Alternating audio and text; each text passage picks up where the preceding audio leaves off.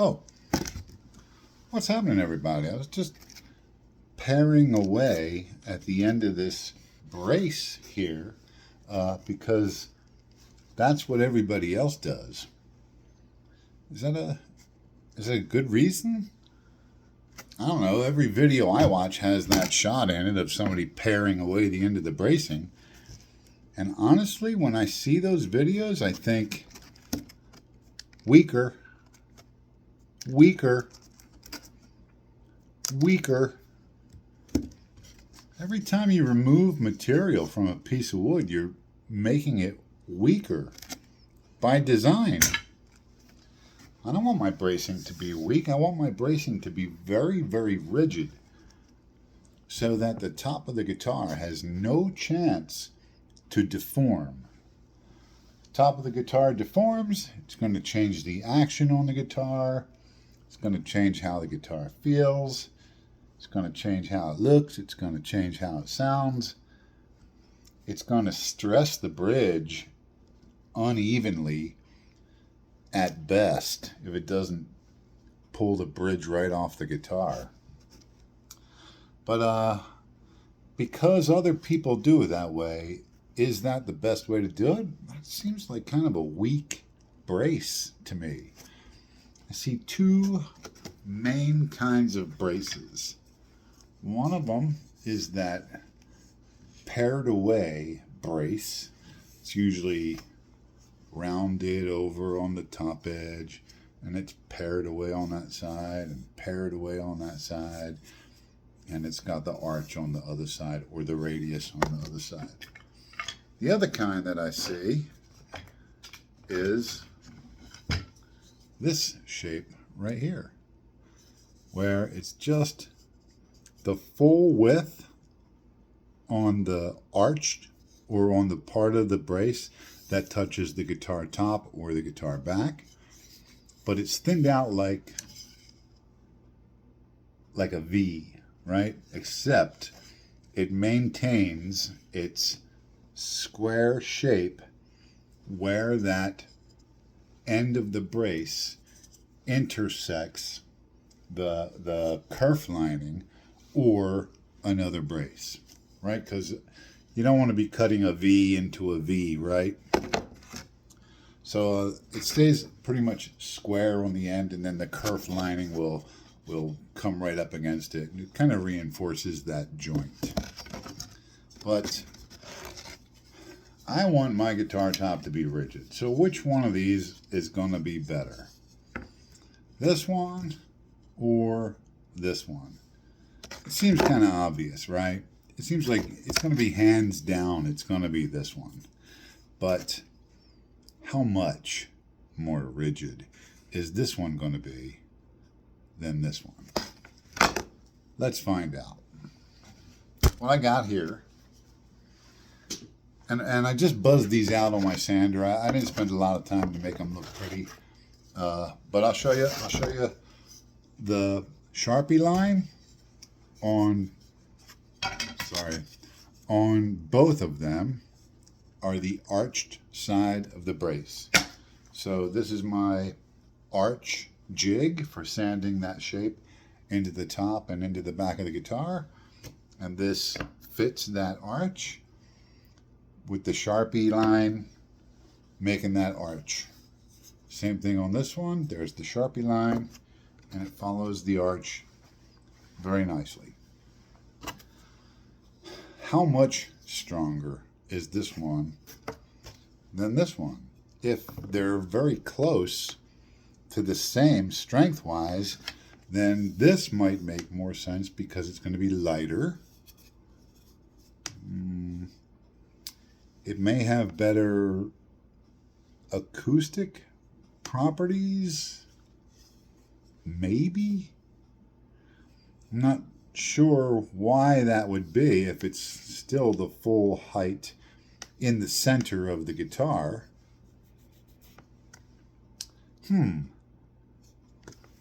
Why does everybody use this shape? Let's test it. Let's see. This is kind of a hard test to do on the camera, but I'll tell you what happened. I buzzed these two pieces out on the belt sander very quickly. I brought them in. I did my test to them, and I was like, we're done here. I don't need to do anything else. Because the difference in strength between this one and this one was overwhelming. Now, granted, I'm just testing them individually, freestanding. I know that when this brace is on a guitar, it's got the top glued to it. It's got the kerf lining glued in at the end. There's other things. There may be more of these than these in the guitar. There's going to be other things that are going to be a factor here. But I don't care about those things. I care about which is the stronger brace. And when you compare these to each other, this was like mind-bogglingly easy for this test. All I did was I cut these two out. I got 2 strips of wood. I put one on either side of my sanding jig here, and I set them both edge to edge so that the only support is going to be right here at the very edge on each of the braces. So we want to test it with the arch up, right? So we're going to pretend that this is going to be the top of the guitar here. So there's the arched part of the brace. So arch up on that one, arch up on this one. And all I did was I laid these strips of wood out just like you see here. I put my hand on it and I was like, we're done here. No, there's no need for me to do anything else to determine which style of bracing I want to use. I want to show you.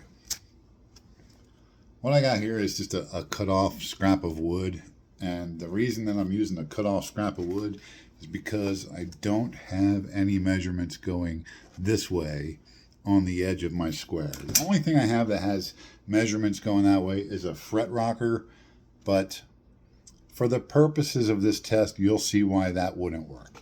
So I just drew some lines. They're not perfect, but I just drew some parallel lines across a block of wood that I'm going to put right in front of the brace, just so that we can watch the flexibility of this brace. So as we push down on this brace, you can really see with those lines how much.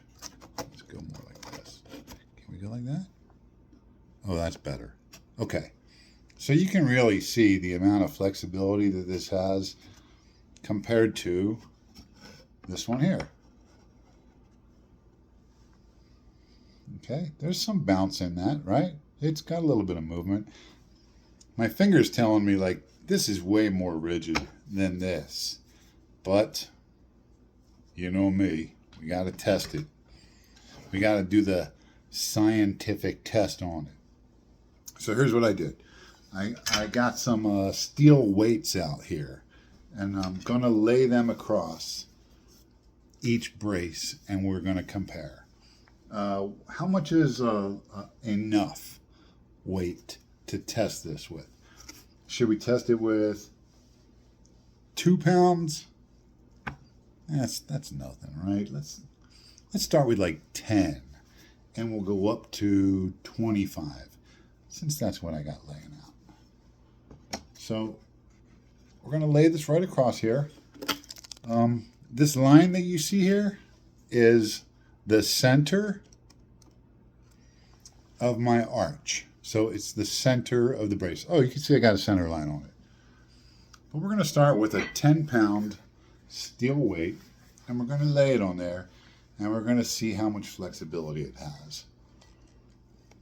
And this is why my fret rocker would not have fit under there, hence the scribbly lines over there. So can we still see the lines if I put this weight on it? I'm going to turn the camera so you guys can get a better view. Oh, much better. Look at that. It's almost like I know what I'm doing. Okay, so check this out. we're watching the lines with 10 pounds. And we're going to try to balance it. So that moves a good bit. I'm going to try to balance it just so we know there's no... Okay, there it is balanced. 10 pounds. That's a lot of movement for 10 pounds. Let's do another 10 pounds. I hope it doesn't fall over on me. I'm going to be very careful with it.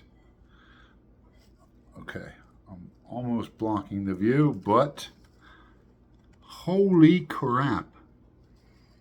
Look at how much that thing goes down. And just so you know, I'm just trying to balance it. There's no funny business here. It's very hard to balance this. Ooh. Okay, there it is. And the last one, 5 more pounds. I gotta hold it because it's gonna fall over if I don't. Okay. Wow. Look at that sag in that brace. Unbelievable. Let's test it compared to the V-shaped brace. Okay? I'm going to take this off before something breaks or falls over. And we're just going to repeat the test.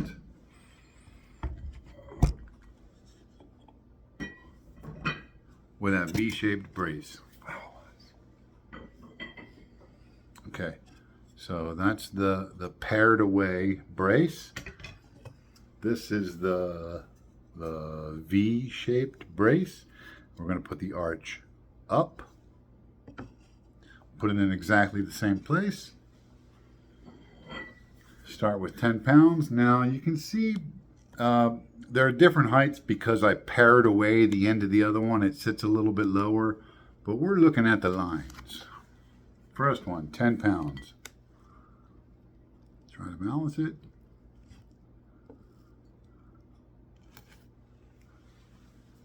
So we can see it went down because it's no longer got a gap.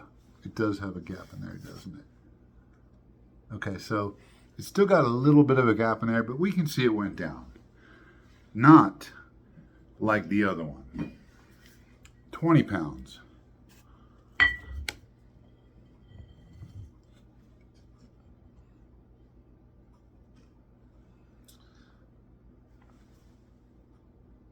Performing much, much better. And the last one, 5 more pounds.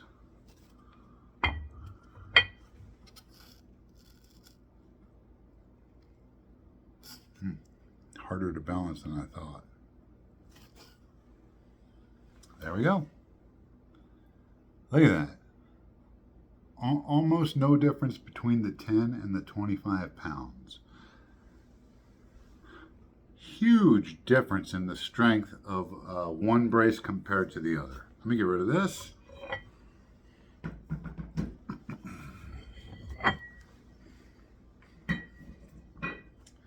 As soon as I put both braces down and put my hand on it and pressed down on it,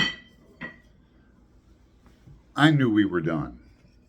I just put them both like this, and I just put like light pressure down on it, and I was like, okay, game over. We're all done here. I don't need to see anything else. Watch this. I'm gonna get rid of this little block of wood. Watch this. Oops. I just shot my little side supports off the table there. No animals were hurt in the making of this video. Sorry, a little bit spring loaded there. I'm making a bow when I'm done with the guitar. I will try that again. All right, so there it is. It's sitting on the 2 side pieces, and I'm just gonna push straight down in the middle. It's touching the sandpaper. Okay. Let's get the V-shaped brace, and we'll put that on there, and we're going to press down on that one, right in the middle.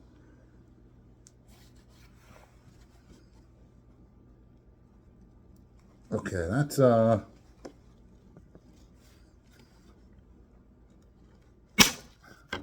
I'm trying to break it and I can't.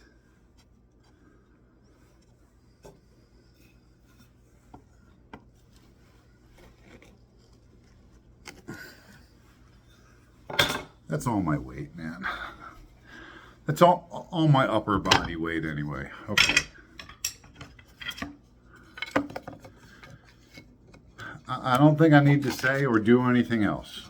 We know that there's going to be other factors that are going to affect the strength of each of these braces.